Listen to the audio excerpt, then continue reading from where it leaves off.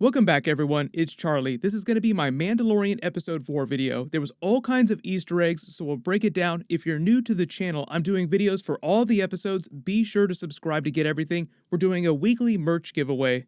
Careful for spoilers if you have not seen the episode yet, so we'll do top 10 WTF and Easter eggs as we go along. Starting with number 10, the title and the inspiration for the episode. So the episode was titled Sanctuary. It was meant to be an episode where they go on vacation for a couple of months.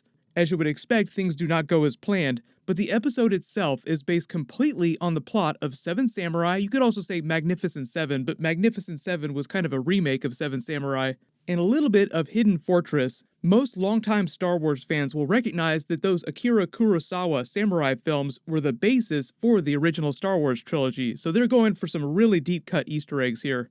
The episode did a great job of showcasing just how much they can do with that Baby Yoda puppet on set practically. They use a little bit of special effects to sweeten it, but for the most part, it's a practical puppet that they use on set.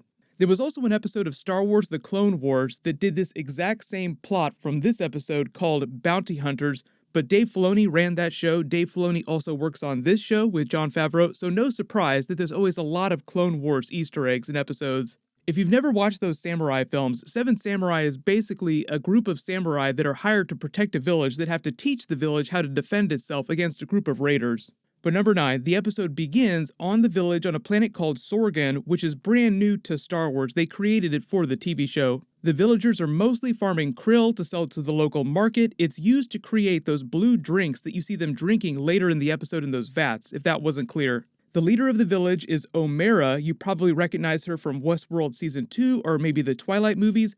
There's a big callback to the Baby Yoda joke with him eating the frog when her daughter tries to catch one and fails. They pay it off later in the episode when Baby Yoda teaches them how to catch it like a ninja.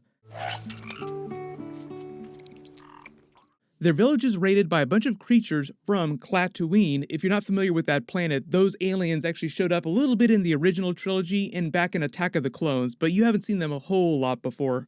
Number 8, back on the Razor Crest, things are a little more chill. Baby Yoda won't stop playing with all the buttons in the cockpit, and the Mandalorian starts yelling at him. You start to get a better sense for his level of intelligence and his personality when he knowingly starts messing with the Mandalorian by flipping the buttons after he tells him to stop. He's like a little kid who won't stop messing with the door lock buttons or the window controls on a long family car trip. But when the Mandalorian is weighing his options for a place to hide out for a few months, it's a lot like the scene of Han Solo trying to find a place to hide out from the Empire after they fled Hoth in Empire Strikes Back. And just like in Empire, Darth Vader finding them in Cloud City, the same thing happens to the Mando and Baby Yoda on Sorgan. The bounty hunters start to find them. He drops a big Easter egg for A New Hope when he calls Baby Yoda a little womp rat. Later in the episode, he tries to get bullseyed by a womp rat by one of the other bounty hunters too. The thing about womp rats, though, is that they're local to Tatooine, which implies that the Mandalorian has been to Tatooine before, for those of you wondering if they'd ever travel there on the series. We haven't been there yet on the Mandalorian, and they're mostly going to new planets, but don't be surprised because Tatooine is also in the Outer Rim territories. Because most of the episode was them in chill mode, they also used it as an opportunity to show you how much Baby Yoda is mobile and can go around by himself. Most of the time, we've only seen him being carried around in that bassinet or carried in the Mandalorian's arms, but he's deceptively intelligent and almost seems like he has teleportation powers with the way he just shows up magically behind the Mandalorian anytime you're not watching him. Number 7, inside the alien cantina, there's a huge Star Wars Rebels Easter egg you all probably recognized. When Baby Yoda is walking around just taking in all the sights, everything looks huge to him because he's so small. He passes by this giant cat whose mouth is bigger than his entire body. That's called a Loth cat. It's local to Lothal from the Star Wars Rebels series. That's where most of that series took place. And speaking of Star Wars Rebels and Star Wars Clone Wars stuff showing up on the Mandalorian series, remember, all that stuff happened way back before the original trilogy. This is happening after the original trilogy, but Dave Filoni himself implied that we would be seeing characters from those original series, Clone Wars and Rebels, showing up on the Mandalorian in live-action form. He didn't say which characters, but obviously it's going to be different for every different Disney Plus live-action series. So for instance, the Obi-Wan series is going to take place between Episode 3 and Episode 4, where Ahsoka is much younger. It's much more possible for her to show up on that series than it is for her to show up on The Mandalorian. Number 6, The Mandalorian vs. Cara Dune. We meet Cara Dune, Gina Carano's character. You all probably recognized her instantly. She's been doing press all year for the show. They've been hyping her up as one of the big characters of the new series. We learn about some of the special tracking technology that the Mandalorian has built into his helmet when he goes to find her, thinking that she might be there for them. There's probably a whole bunch of other secret weapons that he has built into his suit that we'll see in future episodes. But they wind up throwing down Gina Carano, mostly known for being an MMA fighter before she became an actress, so of course they cast her, and they're going to give her a big fight scene. I was hoping that there would be some Masters of Terracossi reference, just because it's such a deep cut, but they mostly just brawl. The Mandalorian tries to use his flamethrower again. He really likes that flamethrower. He's used it in every single episode. But then Baby Yoda shows up like a ninja, slurping on his soup to break the tension. Do you want some soup?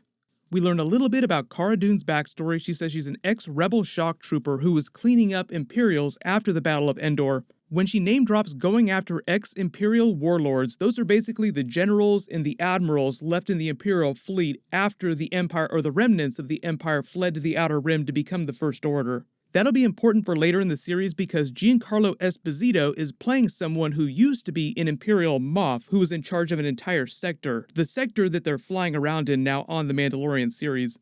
Then number 5, we get our big Boba Fett Easter egg. When the two villagers ask him if he's not a Mandalorian and he's just wearing their armor, that's actually an Easter egg for Boba Fett and Jango Fett. Neither one of them were actual Mandalorians, just people who wore Mandalorian armor. He kind of explains their logic later in the episode. Part of their code is that they never take their helmet off or else you can't put it back on. That's basically your sign that you're quitting being a Mandalorian. And if you go back and you watch Attack of the Clones, you'll see Jango Fett walking around through most of that movie without his helmet on.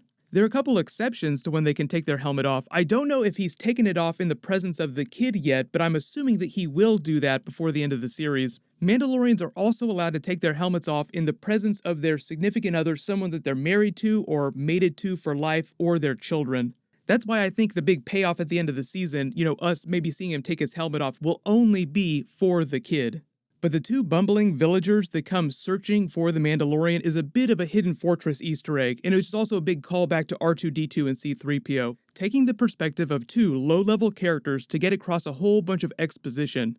They go back to the village, there's a couple funny moments with the kids playing with Baby Yoda, and then eventually Cara Dune and the Mandalorian go and find that the Raiders have an AT-ST and try to call things off. The villagers aren't having it, so number 4, they train the villagers to fight. This is really where you get to the 7 samurai montages during the film, preparing the village for this big Raider attack. The Mandalorian arms them all with weapons from the Razor Crest, and surprise, their leader Omera is a crack shot. They imply that there's some secret history that she has on the show, some crazy backstory that they're not telling you. Cara Dune drops an Empire Strikes Back reference talking about damaging the legs of the AT-ST, then they say that they have to set a trap for it. This is also a big reference to Return of the Jedi, where you have a bunch of low-tech people like the Ewoks trying to fight a bunch of high-tech Imperials. Number 3, the Mandalorian and Cara Dune versus the Klaatuin Raiders. They take out a giant chunk of them, but they weren't there to kill all the Raiders. They were just there to get them all riled up so that they would follow them back to the trap that they had laid at the village. When they blow up the tent with that charge and all those big vats, that's basically them blowing up all of their beer, so to speak. So yeah, that would definitely piss them off. The special effects for the AT-ST were great. My only disappointment with all those scenes is that you never actually got to see inside the cockpit of it like you would see inside Empire Strikes Back. My guess is that's just for budgetary reasons. Maybe in a future season they'll go for full-blown AT-ATs at some point. Number 2, the big fight at the village, taking down the Imperial Walker. It was actually a pretty decent fight scene for being so short, but like I said, the whole thing here is that it's meant to be a reference to the Ewoks fighting the Imperials during Return of the Jedi, so they're not meant to be really amazing fighters. After they defeat them, the Mandalorian decides he's going to leave Baby Yoda with the village, and they kind of play it like maybe he's considering staying for a brief second, but it's only halfway through the series, and we know there's going to be a season 2, so of course he was never going to stay at the village. There's a little bit of chemistry between him and the woman Omera, and he explains that if he takes his helmet off, he can never put it back on again. You learn a little bit more about his backstory during this episode. Like he says, I was about their age, the little kids, when I put the helmet on for the first time. The Mandalorians took me in, and they were good to me. That also lets you know that you don't need to be born into one of the Mandalorian clans to become a Mandalorian. But number 1, the new bounty hunter almost kills Baby Yoda. Right as he gets the kid in his crosshairs, they cut it so that you don't quite see what happens, but you hear the blaster shot, so you do wonder if he's dead for just a second, but then you get the reveal that Cara Dune got him from behind. It's also a bit of a callback to him calling him a womp rat, bullseyeing womp rats in the T-16. Young Luke Skywalker on Tatooine would be proud. The Mandalorian realizes that he has to take the kid with him because not only will he always be in danger, his presence in the village will also endanger all these people. They make for a second like he's going to offer Cara Dune a spot on his crew, but then they go their separate ways, saying until we meet again, which will probably be in Season 2 because Cara Dune, Gina Carano, was posting pictures from behind the scenes while they're filming Season 2 a couple weeks ago. There've been a couple feints where you think that he's going to take new crew members on, but if you think about it, there's really only space for 2.5 people inside that cockpit, including Baby Yoda, so it's not like he's going to be flying around with a giant crew like you would see on the Millennium Falcon in the original trilogy. The synopsis for Episode 5 next week just says that he's going up against a rookie bounty hunter, so that might wind up being Bill Burr's character. Yes, Bill Burr is playing a character on Star Wars The Mandalorian. But if you spotted any other big Easter eggs that I didn't mention in the video, just write them in the comments below. I will be doing more bonus videos for The Mandalorian this weekend, so leave all your requests in the comments too if there's a big question or a special video that you want me to make. Next week is also going to be big for Marvel trailers and DC movie trailers, so as long as you have alerts enabled for my channel, you'll see those videos when I post them.